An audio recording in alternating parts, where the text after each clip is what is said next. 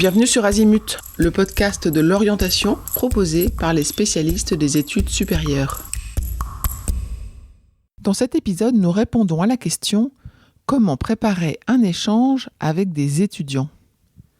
C'est une étape importante avant la validation de votre projet d'orientation. Dans cet épisode, nous vous accompagnons spécifiquement dans la préparation d'un questionnaire d'enquête destiné à des étudiants.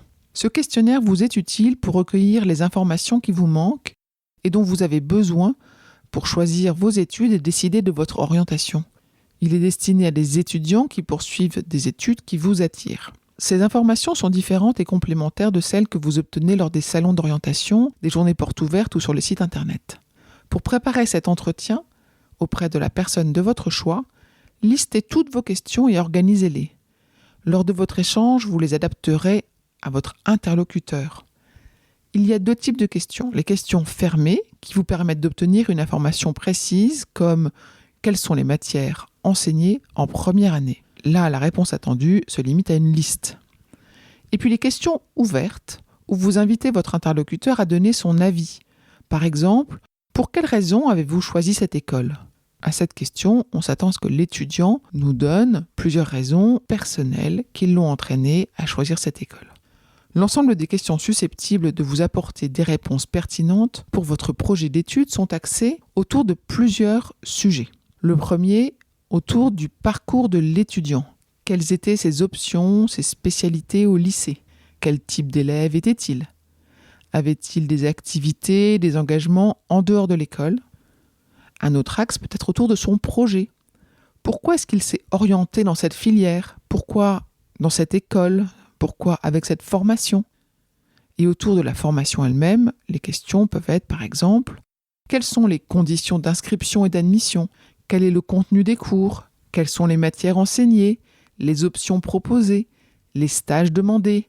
Les partenariats avec les écoles ou les universités à l'étranger ? Comment s'organisent les cours en travaux dirigés, en amphi ou en classe ? Est-ce qu'il y a des possibilités d'alternance ? Est-ce que le diplôme délivré à l'issue de la formation est reconnu au niveau national, international ? Comment est la vie associative ? Est-ce que le réseau des anciens est très actif ? Quelles poursuites d'études sont envisageables ?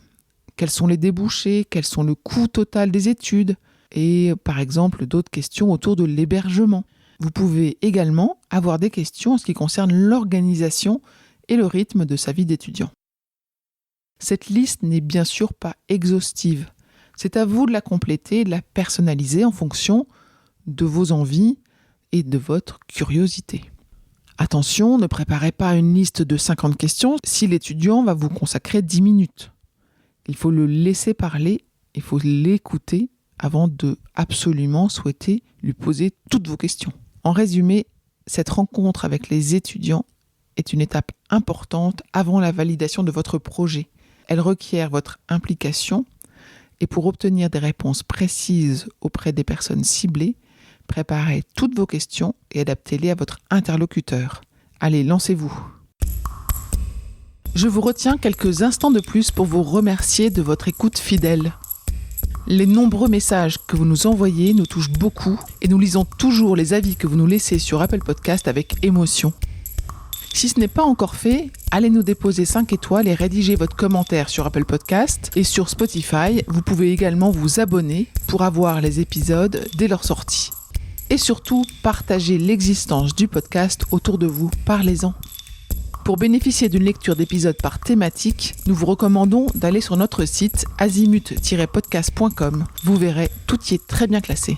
Je vous souhaite une bonne journée ou une bonne soirée et à bientôt sur Azimut.